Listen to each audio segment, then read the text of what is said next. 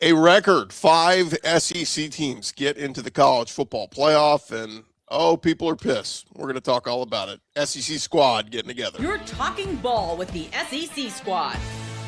From Alabama to Tennessee, from Georgia to Oklahoma, from Auburn to Texas, it's the local experts of the Locked On Podcast Network bringing you scoops, breakdowns, and the most comprehensive preview of the upcoming SEC weekend. It's the SEC squad, and we have a seat for you. Hurt feelings and thin skin are prohibited. Squad up, you're part of the SEC squad. Thin skin is prohibited unless you are a Notre Dame fan. Welcome into our SEC Squad show. Today's episode brought to you by Gametime. Download the Gametime app, create an account, use our code LOCKEDONCollege for $20 off your first purchase. We got a panel of Corey Burton from Locked On Vandy, Stephen Willis, Locked On Ole Miss, Chris Marler from Locked On Gamecocks. I'm Chris Gordy, Locked On SEC. And guys, man, just so much reaction here in the last day or so to what we saw. We saw Georgia dominate Alabama in the SEC championship game on Saturday, led to some questions of will Alabama get in? And then on Saturday, Sunday, the playoff rankings come out, and sure enough, they did make it. Alabama is in. 5 teams from the SEC when you include Oklahoma, Georgia, Ole Miss, Alabama, and who am I missing? Texas A&M and Oklahoma. Okay. They're all in there. So reaction to what you saw. I mean, how shocked were you guys that Alabama made it? Kind of stunned because there's been committees that have factored in championship games. There's been committees that just ignored championship games. And the thought that I had going into that is like, hey, you just took the best record out of anybody in the entire country and made it into a fluke. How would that be viewed by other people? And it turns out it didn't matter at all. Like, it didn't even matter if the game was even played. So that's good for Alabama, but that was a bad look on Saturday for them.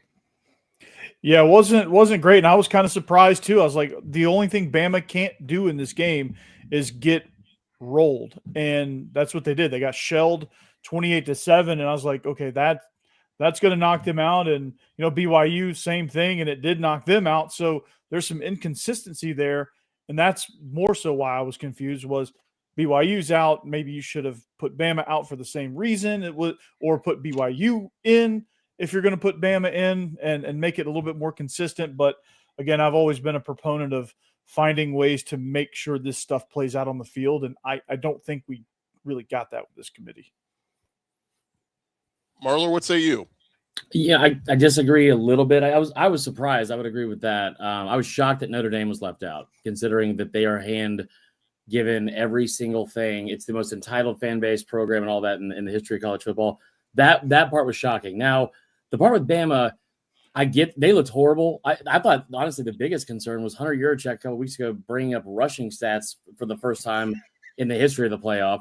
And then lo and behold, they get negative 3 yards rushing, like the second worst in program history. They looked really bad, and I could see them justifying dropping in one spot for sure. They also have a win against Georgia on the road, one of only 2 teams that have done that in the last 9 years. Earlier this year, they beat Vandy, and don't forget they beat Tennessee and Mizzou back to back as well. They have a lot of those flaws. Wins don't count anymore. What's that? Those wins don't count anymore because they're not ranked. They still won the games, but yes, I get what you're saying. I will say that they still had the most before last night with Indiana. They had the most impressive win of anyone in the country, beating Georgia at Georgia. They looked horrible last night. I was shocked they didn't drop a spot. The bigger surprise for me, in talking about the SEC championship game not mattering, Georgia not moving up at all after their 4th win against a top 25 team, a top 10 opponent. Yeah, like Steven, you've been saying this all year, and once again, I thought that was the biggest gripe that anybody deservingly had in the rankings, because they have the same record as Ohio State. They have double the amount of ranked wins, and they have been some of the best. They've played some of their best ball late in the season as well. Yeah, them not being number 2 is ridiculous because, obviously Indiana undefeated. Sure, undefeated. Ohio State should have dropped to 4th. Yeah. Because the conference championships are supposed to matter. I, for one, welcome our automatic qualifier overlords that's going to come out of this and just welcome their inclusion on what's going on, because they are completely trying potentially to destroy the conference championship games. Mhm. Well, it all becomes that chicken or the egg thing. It's like, well, we can't, we had Ohio State 1, we had Indiana 2. If 2 beats 1, we can't drop 1 far because they lost to 2. You know what I mean? So it's like, and I get people say that all the time with the SEC. It's like, well, the SEC is all ranked. So when they play ranked teams, it's like, well, now you add to your resume many ranked wins. Well, it is what it is, but it's just, I agree. And when you look at the bracket and how this thing sets up, guys, I thought, I'm with you. I thought Indiana would move up to 1, deservedly so, but I thought Georgia would have been 2, and I would have put perhaps Texas Tech 3 and Ohio State 4, just because how dominant Texas Tech was over BYU for the second time this season. I thought maybe Tech did enough, but again, maybe they don't want to. It was Ohio State's first loss of the season, and it was to the best team now. So I guess maybe they didn't want to drop them that far. But it is interesting when we talk about the seeding and how the thing sets up now. That Blake Topmeyer, USA Today, wrote a whole piece basically saying it's like that game didn't even happen on Saturday between Georgia and Alabama. Like neither team moved. Yeah. One thing that's absolutely weird, whenever we had a 14 playoff, way back when that era was going on, you always heard whenever it was Alabama and Georgia every year that whoever lost the SEC championship game, usually Georgia, would fall down to number 4 or number 5 because they weren't conference champions. That was supposed to mean something. Mm-hmm. Until it doesn't, apparently it does.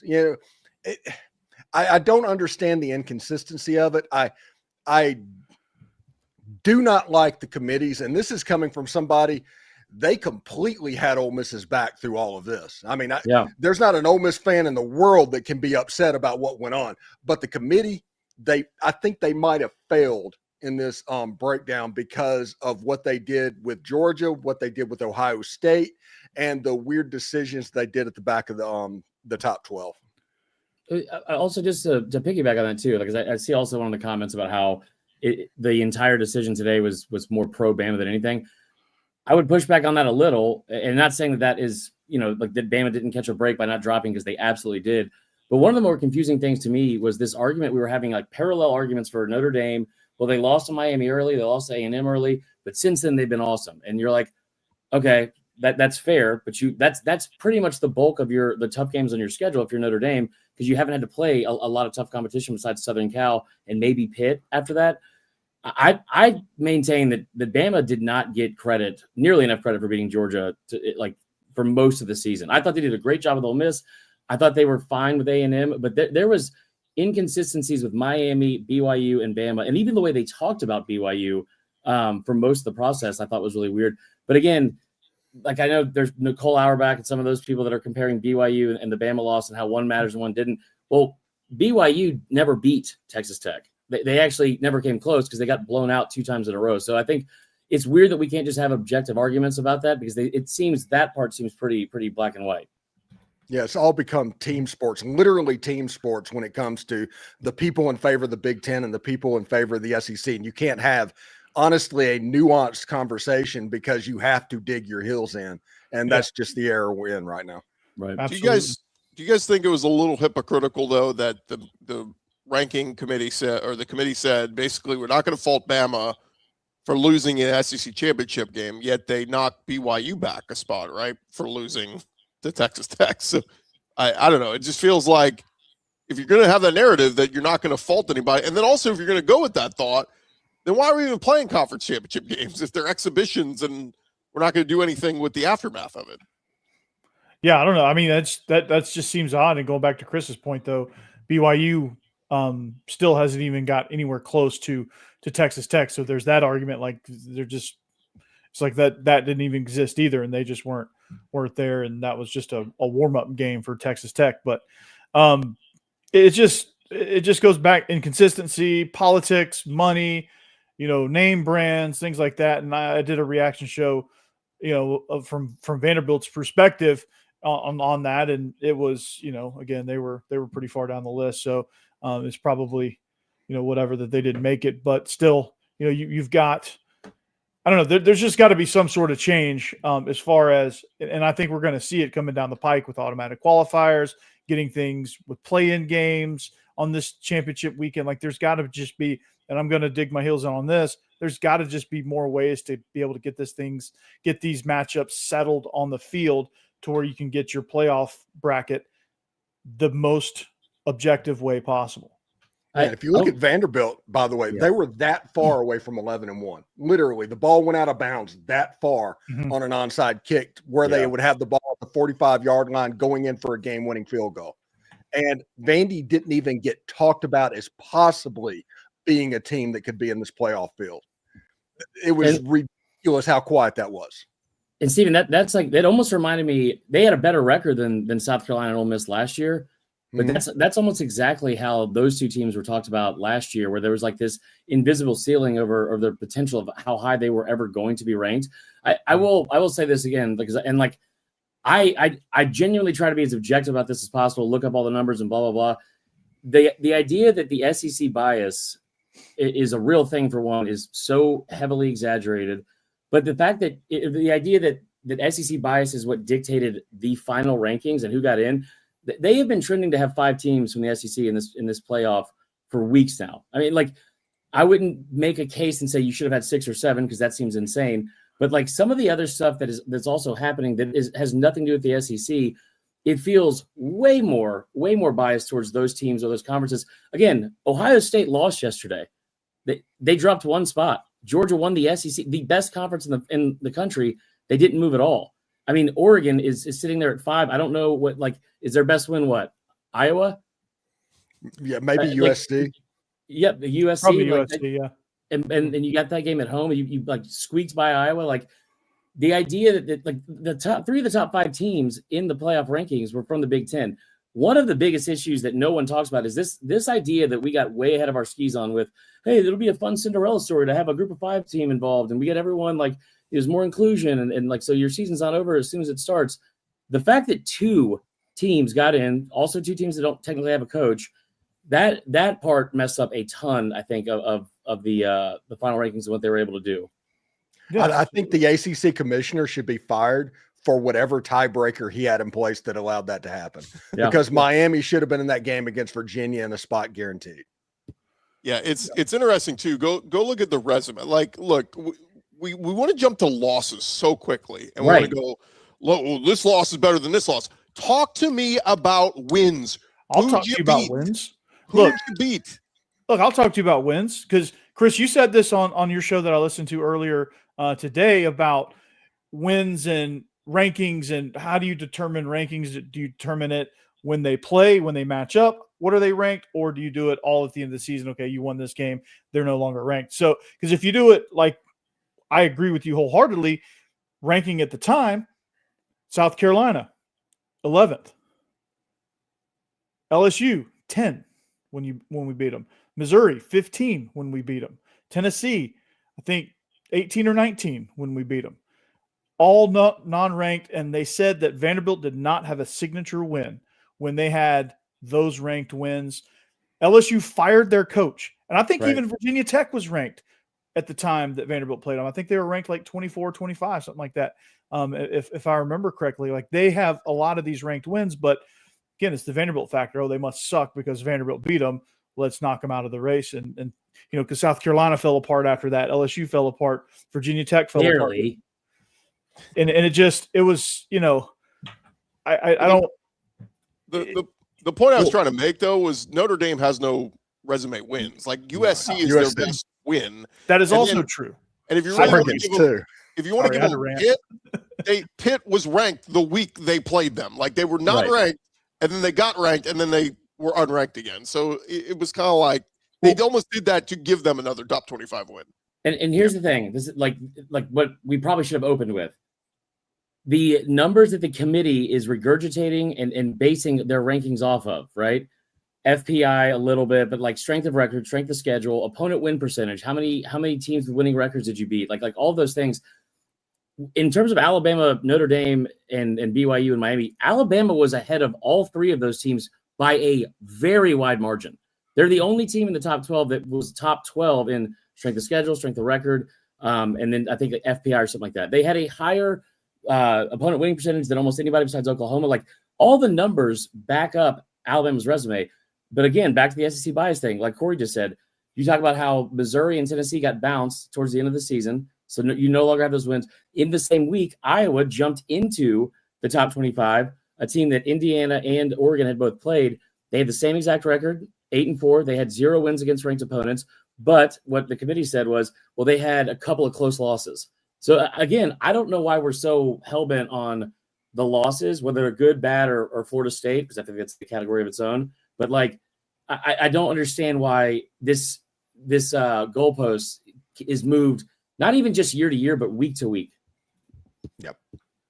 The other thing I was going to add too, I had to go back and look this up because the whole James Madison Tulane thing, should they be in, shouldn't they? I've been on this podium for a couple of years now. 1 through 12 is how your final ranking should be. That should be the teams 1 through 12. None of this, you win a conference, you move to the front of the line. None of this, you win a conference, you're automatically in. Because some years good conferences are going to be loaded. Some years conferences are going to be down. And I get it. People go, well, the SEC and the Big Ten are always going to be at the top. They have the best teams. It's probably going to work out that way most years. But you look at Boise last year. I had to go back and look it up. Do you know where Boise was ranked at the end of the season? I know they moved them up to 3 because they were the Mountain West Conference champion. But if Boise was in this group, do you know where they would be ranked? This year, this time last year, they were ranked 9. Yeah, right. They were the number 9 team. Guess what? They would have been in if you took 1 through 12. So that's a message to the Tulanes and the James Madisons is, guys, this can be done. You can come from a group of 5 and be in the playoff. You just got to be ranked in the final top 12. I don't think that's a crazy ask. 40, they got a bye. Like, but Right. Again, you know, like the flaws of the system, that is a team that they were very exciting to watch. They were 12-1, but the only Power 4 opponent they played last year was Oregon, and they lost to them. And so they get in, and then they get a 3 seed, which means they get a bye. And then the other part of that same weekend, we were all sitting here talking about, okay, well, listen, if Iowa State and Arizona State, the winner of that game is in the playoff. This is like like do or die. It's a 1-game playoff to get into the 12-team field. The loser of that game was going to the Pop-Tart Bowl, by the way. Pretty stark drop-off.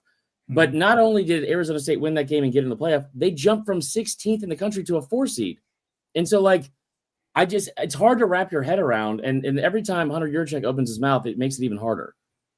You know, I'm at the point where you start seeing these 24-team brackets on Twitter with the 4 automatic qualifiers for every Power 4 conference. And then the G5 has 2, and there's like 6 at-large berths. This committee is not fixable the way it is. The way the whole narrative around college football is right now, it will never get done right. So my thing that I think everybody should do, let's send it back to the conferences. Let them pick who their top 4 representatives are through their tiebreakers. Do something like that. Get the at-large berths if it's there, because nobody's going to argue if the 22nd team is not in. So it's not going to be the same thing. I think that is the best way forward. Just match the FCS essentially and just go with it. There's nothing wrong with the FCS model. And maybe even, you know, if you wanted to, there's another way as far as getting G5 their shot at a national championship. Just go high school style and just classifications. Like Division I is 3 classifications. You have P4, G5, and FCS, and they all play for their own national championship. And you seed it however you want to seed it. Have a unified bracket style. Like I like FCS style, so maybe just adopt that for G5, adopt that for P4. And let's freaking go, man. And I think everybody would watch that. And I think that would be compelling TV. G5 has their games Tuesday through Thursday, Power 4 on the weekends, and FCS keep doing what you're doing because it's working. Good grief. They would get all my money. Every day. I'll finish by saying this. Like I agree with most of the points you guys are making, like about there are so many flaws to this thing. How about the fact that there's only 12 members of the committee right now? They're supposed to have 13. Right. So you could have a tiebreaker in the room, and that has been gone for weeks. Hunter Yurchek, in the middle of trying to hire a head coach, is now like thrust into like the committee chairperson or whatever. I think the other thing is this though: if they push it back and go to 14 teams, they go to 16 teams. We're going to be here next year and the year after saying whoever's 17th and 18th, and like arguing about who should be in at that spot as well. I've never been a proponent of automatic bids, like 4 for Big Ten, 4 for the SEC. But I do like the idea at this point, especially the way this season's gone. If you did a championship weekend where you have the top 6 teams from the conference, and you have 1 versus 2 playing for the conference championship, and then 3 versus 6, 4 versus 5, the winners of those 2 games go. I'm pretty sure Tony Petitti, the Big Ten commissioner, came up with that idea. So I want to hate it, but I would love that at this point. You want to fix it, do that. I mean, again, like I said at the very beginning, put as much on the field as you can. Put as much decision-making on the field head-to-head as you can, and then go from there. And I think the flaws will be very minute. If you're arguing 17 and 18, okay, that argument doesn't hit as hard as arguing 13 and 14, and definitely doesn't hit as hard as 5 and 6. So it's it just gets weaker every single year the more you expand, and then you guarantee you get the right teams in there, and then it'll all sort itself out. The team that's supposed to win will win. That's usually how it works. Like my man Macho Man right here says, the cream will rise to the top. So when we return, guys, we will we'll get into this bracket and talk about the paths for some of the SEC teams coming up next. Hey, first, I want to remind all of our listeners the World Cup is back. If you missed the draw, that came out just a couple days ago, and it's back in North America for the first time since 1994. And if you want tickets, the best place to find them is with the Gametime app. It is clutch, finally giving fans a real advantage when it comes to snagging seats. With Gametime, you can track ticket prices in real time. You can get alerts when great seats open up. You can buy tickets the moment they hit the app. It puts the power back in your hands. It makes going to the World Cup realistic instead of impossible. Take the guesswork out of buying tickets for the World Cup, or hey, maybe you're going to a playoff game this weekend or next weekend. You want to get in and see your favorite SEC team. They've got those up there at the Gametime app as well. Download Gametime, create an account, use our code LOCKEDONCollege, get $20 off your first purchase. Terms apply. Again, download the Gametime app, make an account, use our code LOCKEDONCollege, get $20 off, swipe, tap, ticket, go with Gametime. Also, want to remind you guys about our friends at Omaha Steaks. It is the holiday season, and look, the holidays come with 2 big goals: feeding people well and finding gifts they actually love, and you can get both handled in one move with the Omaha Steaks. They've got their Sizzle All the Way sale going on right now. You can stock up, save in a huge way, half off site-wide at omahasteaks.com. And for Locked On College listeners, get an extra $35 off with code college at checkout. I think I might send Corey, Steven, and Marler some gifts this holiday season. Hey. Save big on gourmet gifts and more holiday favorites at Omaha Steaks. Visit omahasteaks.com. Get half off site-wide during their Sizzle All the Way sale. For an extra $35 off, use our promo code college at checkout. Terms apply. See their site for details. It's omahasteaks.com. Promo code college. All right, gents, as we get back into it, let's take a look at the playoff rankings here as we, and I lost my graphic here. Here it is. Here is how the field sets up. So you got Georgia, Ohio State, Indiana, and Texas Tech. Those are all your top 4 seeds. They all get a bye in the first round. So the first round games, James Madison, Oregon. Can't think of an easier path for Oregon, but they should dispose of James Madison. Cleveland versus Oregon. And they will take on Texas Tech. Then we've got Alabama, Oklahoma, and this is, of course, a rematch of a game we saw a couple weeks ago, but the venue shifts. Oklahoma got the best of Alabama in Tuscaloosa. This time we had to Norman. And Marler, I saw the forecast in Norman for next Friday. It is calling for snow, and Alabama can't run the football. What do you make of that forecast? Well, they're going to wear white jerseys and white pants in that game on the road. So I think that there could be a situation if it's snowing a lot. Maybe Oklahoma's defense doesn't see any of the offensive linemen they're trying to get through. I mean, that, or like any of the running backs trying to carry the ball. That's probably their best bet. I will also say Ty Simpson having to see his receivers in a dome without snow isn't great right now. So we'll see how that goes. That well said. I mean, yeah. I don't know. That snow, that's going to be fun. Yeah. College football playoff in snow. Starting off the playoffs with that game, that's fantastic. I mean, what's the line in that game? 1.5 points or something like that on FanDuel. Bama by 2.5 on the road. Yeah. Also, isn't it kind of funny that we've heard for years, SEC teams don't want to come up and play in the cold against the Big Ten, and then your first SEC versus SEC matchup is going to be in a snowstorm between 2 tornado states. Yeah. So it should be pretty interesting. I'm looking forward to that game. I do think that Alabama is going to bounce back from what we've seen over the last couple of weeks. I do think the next 2 weeks they kind of have the opportunity to get right a little bit. So maybe Alabama in the run game, they figure out a way to scheme that up just a little bit more, because Oklahoma's defense, man, as Alabama fans are well aware, that group is legit. Yeah. And look, no offense to Indiana, but I've heard today from both Bama and Oklahoma fans going, man, I like our chance in the next round. Like, it's no offense against Indiana. I know they've played what, 2 tough teams all year, Oregon, Ohio State. They beat them both. Give them credit. But go look at the rest of the teams Indiana's been playing. It's been a bunch of high school teams. Like, I think Oklahoma and Alabama are saying we're a little bit more battle tested than Indiana. Wait, but didn't Indiana have to play those 2 really tough opponents back-to-back weeks? Or was it? Oh, no. Never mind. It was 2 months apart. Never Right. mind. Okay, I forgot about that. Yeah. What a system. Yeah. Again, and the funniest quote I heard last week from a Texas fan was the realization, and went, dude, the SEC's no joke. Like, every week it's a battle. I'm like, I literally told you this 2 years ago, and you went, nah, no big deal. We're going to cruise through the SEC. I'm like, you don't know until you get here, all right? It's tough. Yeah. It's different.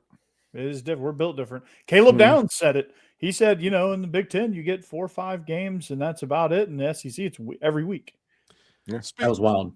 Speaking of rematches, we get another rematch. It is Tulane at Ole Miss. And I know we played this game, about 3 months ago. I think this one could be different. Tulane's a team that's been playing much better. John Summerall, obviously, he's 1 foot out the door to Florida, but wants to finish strong.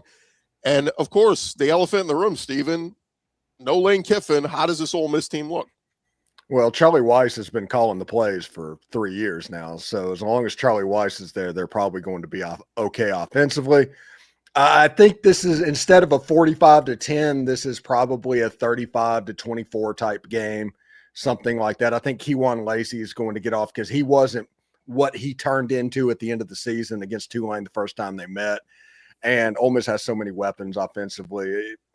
It's not a really good matchup for Tulane, and Pete Golding, the whole defense is there. And the problem that Tulane had in the first game is that they couldn't do anything offensively because of Ole Miss's defense in their front line. Yeah. So I think that probably bodes pretty well. Setting up another rematch, that's great. The committee, we're talking about that. It's rematch against Tulane to set up a rematch against Georgia. So, yeah, good job there, committee. And, Steven, if Notre Dame would have gotten in over Miami, we would have had 3 games in the first weekend or first round. There were rematches, and the only one that would have been the worst matchup in general. But I'll tell you what I'm excited for is, like, I want to see what this Ole Miss team is going to look like with everything that's happened over the past couple of weeks. There's not a single part of me that thinks they are not going to come out on fire with the offense like humming and trying to prove a point. And I think it's going to be a lot of fun because, one, a home game in Oxford in December is going to be great, but 2, I think they're like America's team right now. Like I think everyone's going to be pulling for them. But like, just with the way everything transpired with Kiffin, I think everyone's going to be pretty pumped about that. Yeah, if you're not in Baton Rouge, you're rooting for Ole Miss in the playoffs, no matter who they're playing. I'm in Baton Rouge, and I'm pulling for them. Yeah. Yeah, it should be interesting. And hey, Trinidad Chambliss had an AT&T commercial during championship weekend. That was funny. I mean, yeah, it's all coming up Millhouse right now for Ole Miss. Yeah, he's in the portal to AT&T. Well, can I tell you something too, Steven? Lane Kiffin is rooting for Ole Miss, so he wants you guys to win too. So, yeah, he's well, hey, if LSU good guy alert. If he's going to pay him money for Ole Miss winning games, good on him, I guess. It is interesting though how it sets up because we've seen Ole Miss Tulane already. They beat the hell out of them, and then Georgia, a game that they hung with them the whole game, and 1 or 2 plays here or there, they win that game. One missed 2 tackle drives on a away 4th from being and 12-0. Yeah, one missed tackle on a 4th and 2. Ole Miss wins that game. Our last game. Those are facts. Our last game, guys, I thought it was interesting because all the playoff projections, Brett McMurphy and everybody had Alabama going to Kyle Field to play A&M, and that didn't happen. It ends up it's going to be Miami going to Kyle Field, and I kind of feel bad for the Aggies. They end up getting screwed with the 11 a.m. Central kickoff next Saturday. I thought, if you were picking games for primetime, I would have put James Madison, Oregon in the 11 a.m. slot and Miami A&M in the primetime slot, but it is what it is. But look, Miami's a good team. I know it was all this talk about will they make the playoff and all this, but they're walking into a hornet's nest. A&M at home, Kyle Field. 11 a.m. or 11 p.m. That place is going to be rocking. What do you guys make of this one? I think that ESPN and ABC made the most of their sublet contract with TNT in this one, because their games is Alabama and Oklahoma and Miami and Texas A&M, and they just left Tulane and Ole Miss and James Madison, Oregon for TNT. I think that was clearly about a network kind of taking care of itself. Yeah, no doubt. And Carson Beck is going to be in a blender, man. It's going to be insane. Like, I think A&M has a chance to roll here. I'm excited to see this one, because I think if you get good Carson Beck that's not throwing into triple coverage, this is an Aggie defense that I think can get got. I said this a couple weeks ago, and it was, I think after the Oklahoma game, I think Alabama lost like 3 or 4 starters that went down with injuries between then and the game yesterday. But I felt them going up against A&M. I think A&M is the worst team out of the 5 SEC teams in the field. They're the least battle tested. We talked about Indiana, how they haven't played anybody. I mean, this is an A&M team they've had a great season for sure, but 7 wins against teams that are in the bottom 8 in the conference, and none against a team with a winning record in the conference. I think it was a combined 12-44 for those teams they beat in the SEC. They have a lot of talent, and this will be, I think, a fun, high-scoring game with some really good edge play too from both defenses. But I don't think A&M's that good. It'll be very interesting to see how this one plays out. Yeah, pressure seems to hurt Marcel Reed right now. He's not at the point where he's not affected by pressure. If he has to have a play, he tends to throw it to the other team, and that's something that reared its ugly head against Texas. What's the over/under on interceptions with him and Carson Beck? Oh, Beck's throwing 2 at least. So yeah, take 4. Yeah, 3.5, something like that. I just see it as if Carson Beck starts throwing into triple coverage and gets 2 or 3 picked off, like that's some momentum that the Aggies could absolutely take advantage of and just be able to just collect points. And then all of a sudden this thing gets separated and you're like, how did Miami get down 21 points? Oh yeah, Carson Beck threw a pick 6 and two other back-breaking picks, and you're sitting there scratching your head. Like it play out if it plays out like the Louisville game, I think A&M will run away with it. But if Miami can hang in there and if Carson Beck can make good decisions and they can get after Marcel Reed, I could see it flipping back the other way. So it's either going to be a close Miami win, or I think Texas A&M is going to run away with it if they win. Just to kind of advance it, do you think either of those teams, whoever it is, Miami or A&M, is losing in the next round to Ohio State? Oh, that's a good question. That is a good question. Conventional wisdom would say yes, but after seeing Ohio State last night, I'm not 100% positive. But I would probably, if I had to come down to it right now, I would say, yeah, Ohio State could beat both of those teams. And I will say this about Miami and A&M: they both have the blue chip ratio to step on a field with Ohio State and compete. So that literally could go either way, because Indiana. Has everybody seen Indiana's like blue chip ratio, what they have going on? If Indiana wins the national championship, it's like a G5 team essentially doing it, because it's like 7 4-stars in their entire roster. Well, Cignetti's a badass. I think we've. Yeah. Oh, he's awesome. Just ask him. Amazing. Yeah. Yeah. Google him. The other thing I should mention here too, guys, is venue. Ohio State that is going to be the Cotton Bowl in Dallas. Guess what? Aggie fans will infiltrate the Cotton Bowl. I mean, you're talking first time ever A&M in a playoff game. They're going to buy all those tickets. Ohio State was just in the Cotton Bowl last year playing Texas. They travel well. I'm just telling you, Aggies will take over that stadium. And then the other one is Tulane Ole Miss. If Tulane somehow upsets Ole Miss, the Sugar Bowl is in New Orleans with Georgia. Tulane, all their fans. I don't know how many fans they have, but they'll take over that stadium. Ole Miss will travel to New Orleans more than Tulane would. Yeah, there will be 50,000 Ole Miss fans at the Sugar Bowl. Georgia will be actually outnumbered in that game if it happens. And then poor Alabama, if they beat Oklahoma, their reward is you have to go all the way out to the West Coast to the Rose Bowl to play Indiana. So there's a classic Rose Bowl matchup between 2 basketball schools. It's going to be great. One thing real quick, I want to stick up real quick for Texas Tech. The Cotton Bowl is their ancestral home before all these mega conferences started happening. And they just had the best season in their history. Essentially, they won the Big 12. They should be playing in the Cotton Bowl.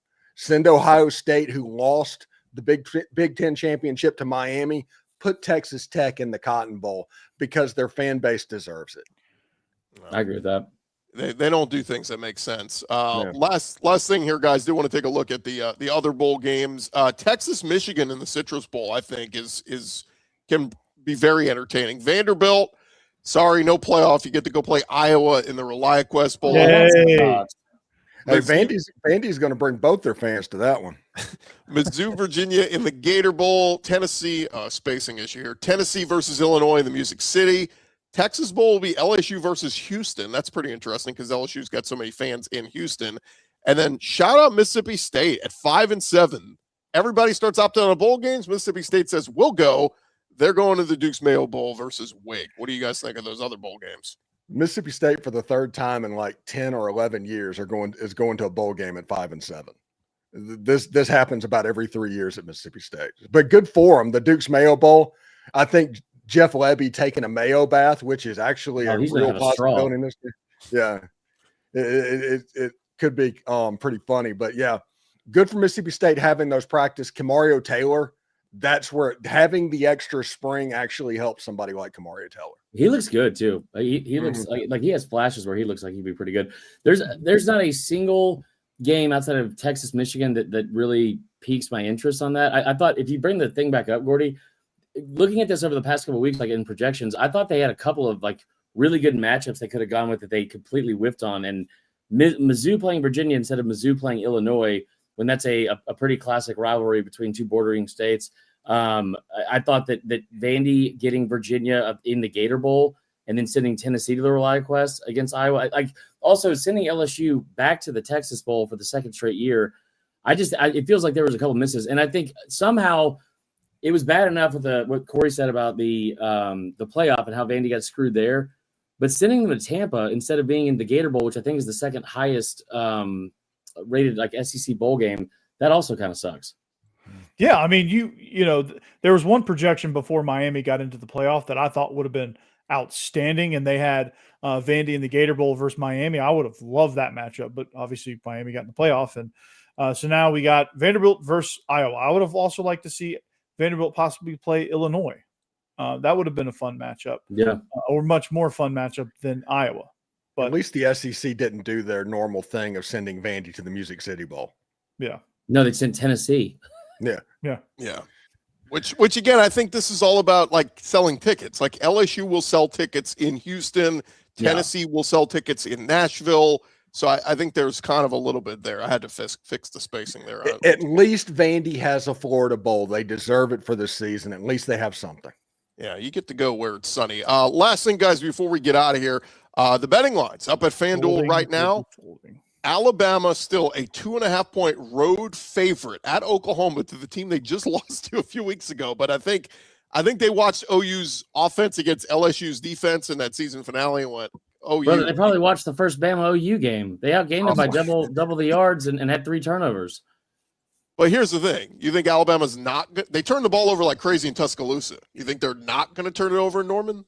Especially it'll be interesting, man. I think like that was a – you had 2 of those that were inside of your own 30-yard line, and you lost by 2. I think that was such a like that loss is the one that actually mattered and messed with like the perception of Alabama way more than Florida State. Put it this way: if there was neutral field, I'd feel good. I'd probably lean Bama. It's in Norman on a Friday night. Like it's going to be tough. Bama's going to have to play flawless football, in my opinion. Yeah, it's going to be a madhouse. It's going to be an absolute madhouse. The other ones real quick, Miami or A&M is a 3.5-point home favorite. It sounded like Marler and a few of y'all were leaning towards Miami in the straight up upset. And then of course the crooked numbers for the 2 G5 teams there. And I don't know, again, Ole Miss 17.5. Ole Miss can win by 17 and Tulane still covers. So yeah. That is a stay away from it bet, in my opinion. I think Ole Miss is going to win fairly comfortably, but I wouldn't want to count on it. All right, real quick, guys, rapid fire. Who's your championship winner? I'll go first. I'm riding with Georgia. Corey, go. Georgia. Steven? I'm going to say Ole Miss. Damn it. You were going to say. Yeah. Marler? Yeah. I'm going to say Georgia beats Indiana. Okay. Doesn't it feel like, though, if Georgia beats And Auburn claims the national title. if Georgia beats Ohio State in the semis, Georgia's going to be whoever the hell they get in the championship, right? I mean, that's kind of they might do that anyway, but yeah, I mean, they are peaking at the right time. They're a handful, man. They are a real handful. It's amazing. A group of 5 stars that good. Weird, right?